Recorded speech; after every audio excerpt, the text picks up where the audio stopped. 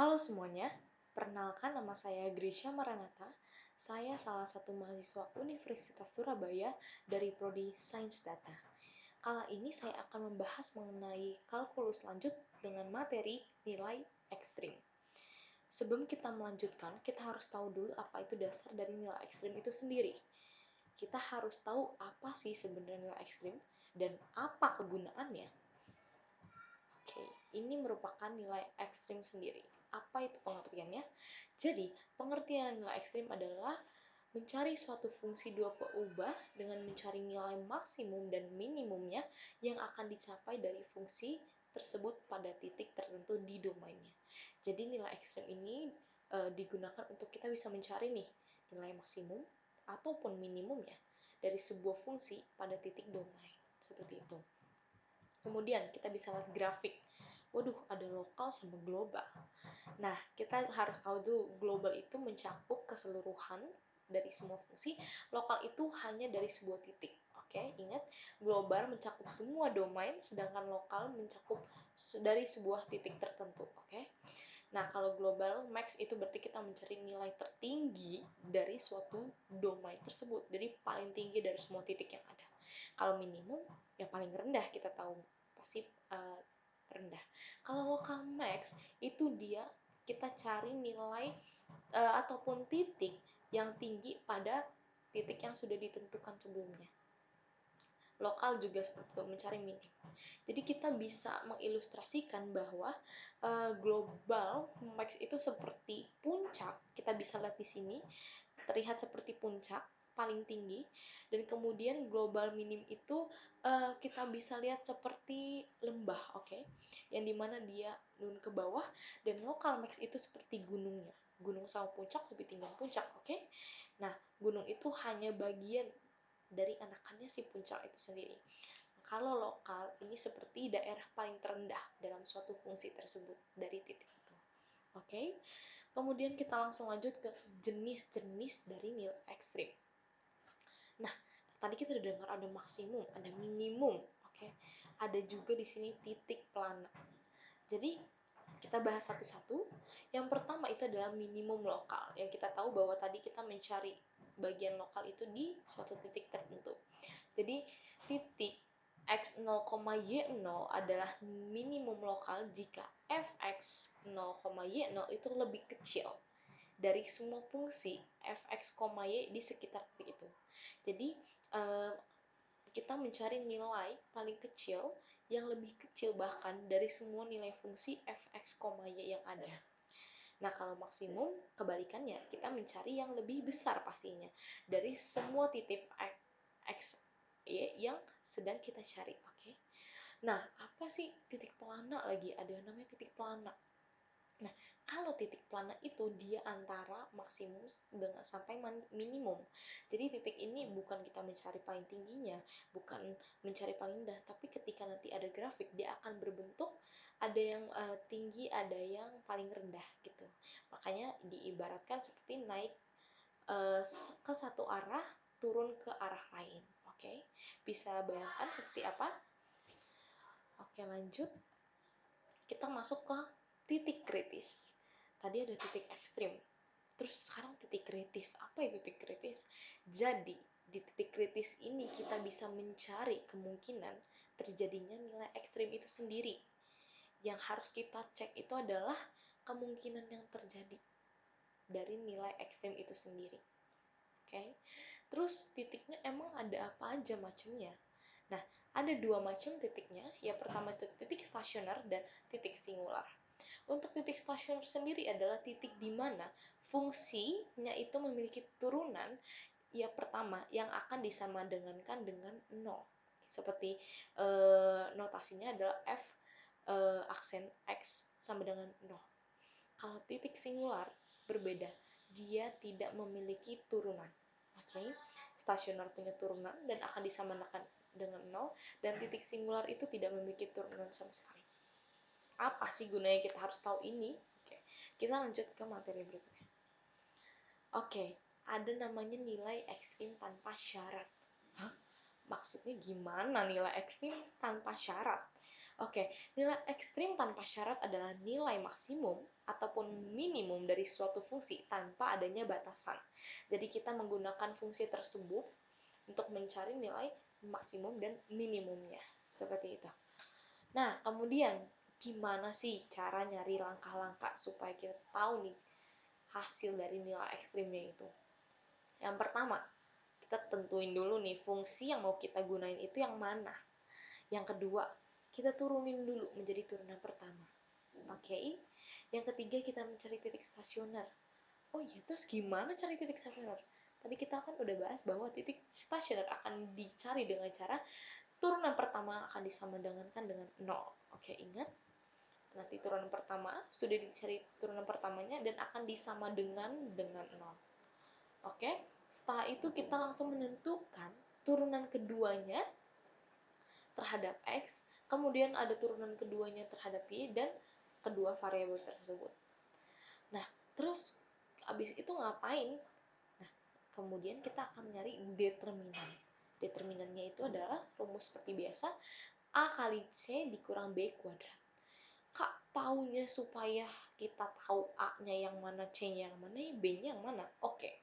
Jadi, untuk A-nya sendiri itu adalah turunan kedua terhadap X, untuk B-nya sendiri itu turunan kedua terhadap dua variabel X, Y, dan ketiga itu C adalah turunan kedua terhadap Y. Oke, ingat? Setelah itu kita akan langsung masuk ke contoh soal agar lebih paham. Kita masuk. Oh, tentu ada yang lupa. Jadi, di sini ada namanya determinan tadi kan. Sudah kita tahu bahwa tadi ada determinan. Nah, di sini itu ada beberapa rules ataupun macamnya. Yang pertama itu, jika determinan lebih kecil dari 0, maka fx, y-nya bukan masuk nilai ekstrim, tetapi disebut titik plana. Yang artinya nanti dia nggak punya turunan kan. Terus yang kedua, itu determinan lebih besar dari 0. Maka fx, y-nya kita bisa menentukan nih, dia maksimum atau minimum. Nah, tapi kita bisa tahu dia maksimum atau minimum lokal itu dari mana? Oke, jadi kita tahu bahwa nilai maksimum lokal atau minimum lokal itu kita lihat dari nilai A-nya, yaitu turunan X-nya. Kita tadi tahu bahwa A itu adalah turunan F kedua terhadap X. Oke. Jadi kita cari dulu, kemudian nanti kita tentukan. Nah, tapi kalau D-nya sama dengan 0, berarti kita nggak bisa menarik kesimpulan. Oke, jadi sebenarnya kita mencari determinan ini untuk mencari kesimpulan dari suatu fungsi tersebut, apakah dia masuk ke dalam nilai maksimum, ataupun minimum, atau titik plana, atau bahkan dia masuk ke yang global. Oke, kita langsung ke contoh pertama. Oke, contoh yang pertama, ada fungsi fx, y sama dengan x kuadrat plus y kuadrat ditambah 4x kurang 2y ditambah 10. Oke. Tadi apa sih yang pertama harus kita lakukan? Mencari turunan pertama. Oke. Kita cari nih turunan do f fungsinya terhadap do x-nya. Kita cari di fungsinya mana yang bisa diturunkan untuk x-nya sendiri. Kita bisa lihat, ada x kuadrat. Oke, kita turunin jadi 2x. Ada 4x. Kita turunkan jadi 4. Maka hasilnya akan 2x plus 4. Nah, kemudian untuk do f per do y, kita cari lagi, tapi versi variabel y-nya. Di sini ada y kuadrat juga nih. Berarti 2y diturunin. Dikurang, kenapa kurang? Karena kita tadi ada minus 2y di fungsinya. Berarti kita turunin jadi minus 2. Maka hasilnya adalah 2y min 2. Oke, kita udah nyari turunan pertamanya. Sekarang kita nyari titik stasionernya. Nah, titik stasionernya tadi kan turunan pertama sama dengan 0. Maka tinggal kita hasilkan. 2x plus 4 sama dengan 0.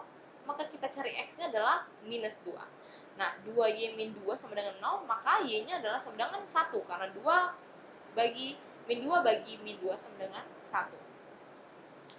Oke, kita langsung lanjut. Maka titik stasionernya itu adalah min 2,1. Nah, kemudian kita cari lagi nih.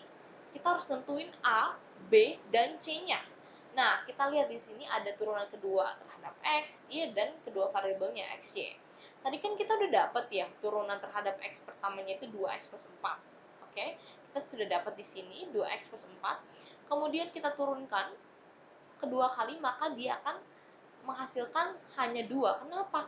Karena X kan diturunin jadi 1, 4 turunnya jadi 0, maka hasilnya adalah 2. Sama dengan ini juga yang Y. Yang Y, dia akan mendapatkan 2 saja. Kenapa nggak ada minusnya? Karena 2-nya nggak ada variabel, jadi 0. Meskipun minus juga hasilnya akan 0. Jadi makanya kita ambil 2 seperti itu. Nah, kenapa? Terus kemudian ada fungsi f terhadap do x do y. Kenapa 0? Nah, pada saat diturunkan hasilnya itu 0. Nah, setelah kita udah dapet nih a-nya itu 2, b-nya itu 2, c-nya itu 2, b-nya itu 0, maka tinggal kita masukin ke rumus. Kita masukin determinan sama dengan a kali c dikurang b kuadrat. Oke, di sini kita akan masukkan a-nya 2, c-nya 2 dikurang tadi b-nya berapa?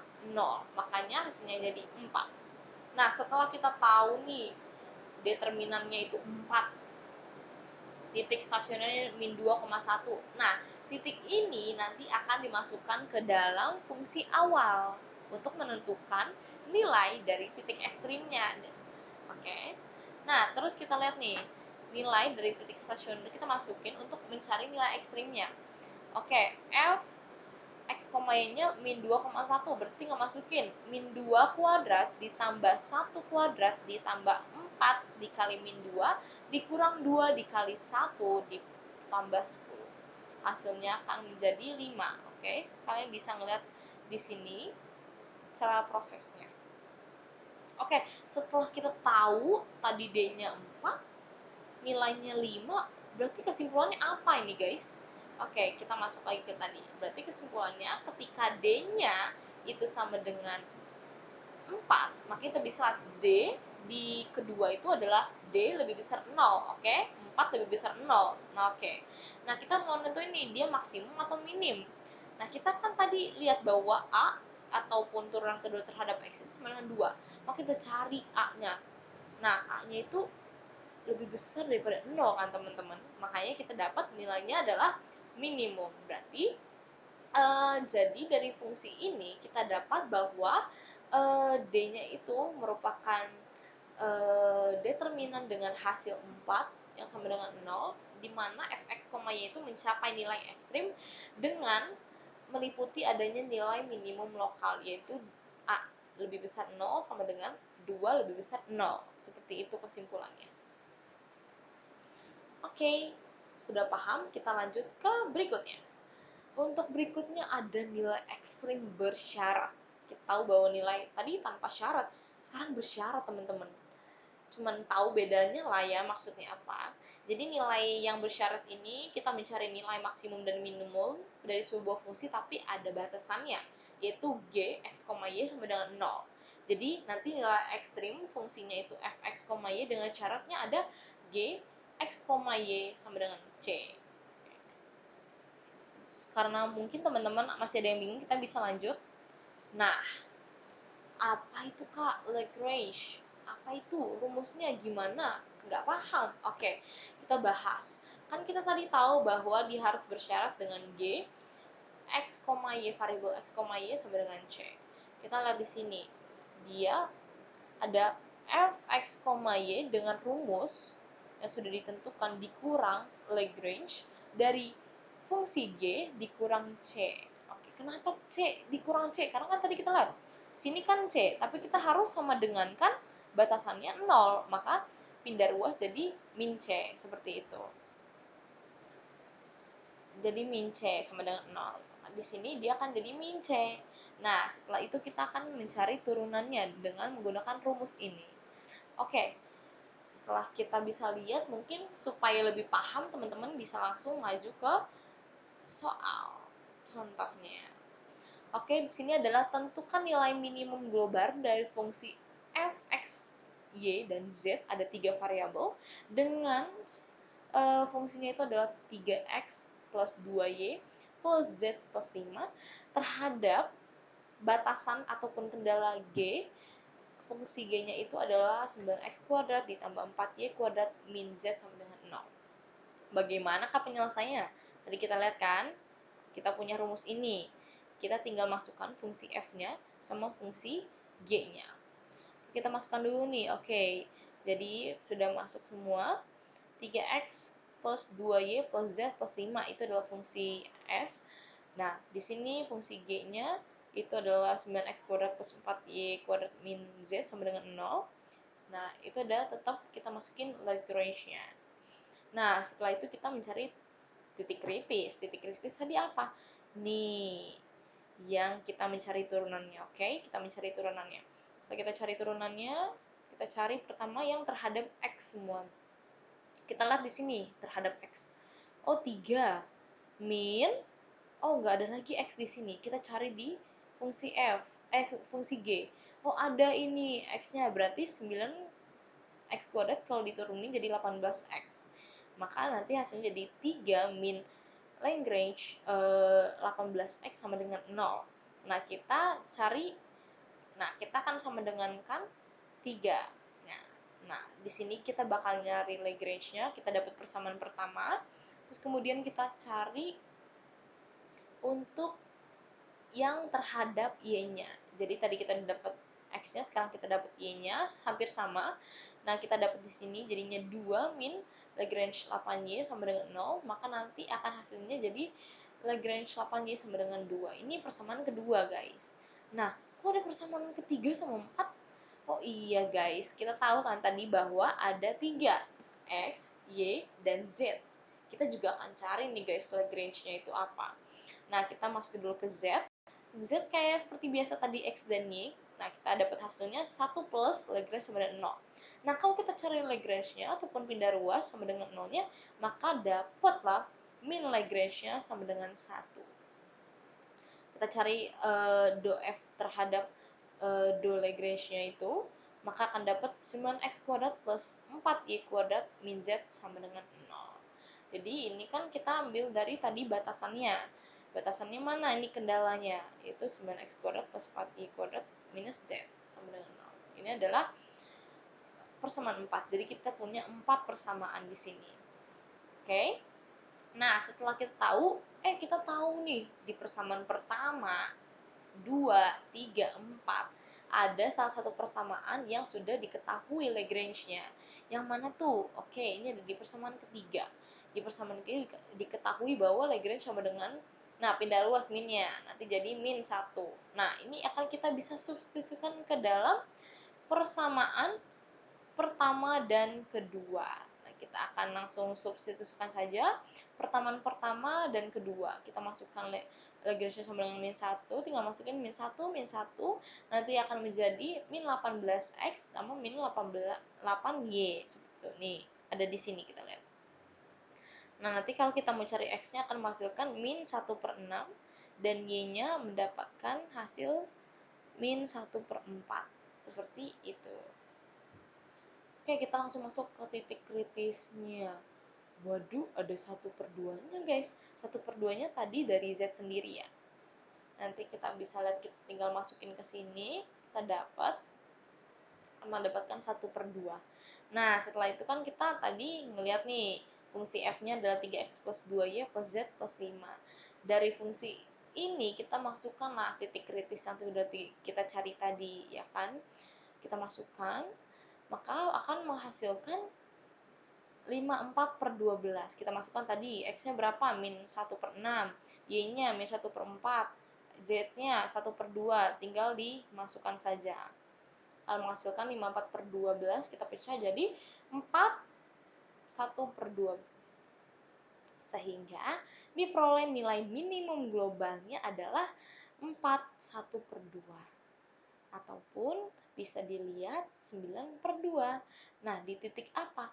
Di titik min 1/6, di koma min 1/4 dan 1/2. Oke? Jadi, cara menghitungnya pertama itu adalah kita cari dulu fungsi yang mau kita gunakan sama kendalanya, dan kemudian kita cari titik kritisnya dengan kita menurunkan setiap variabelnya. Kemudian setelah itu nanti baru kita cari nih si Lagrange-nya di mana, kita masukkan, kita akan dapat nilai dari setiap variabelnya. Kemudian nanti akan langsung dimasukkan ke dalam fungsi f ataupun nilai minimumnya sendiri. Maka akan menghasilkan dari fungsi tersebut, jika di soal ini adalah 4/1/2. Oke. Sekian dari pembahasan saya. Jika ada salah mohon dimaafkan. Terima kasih.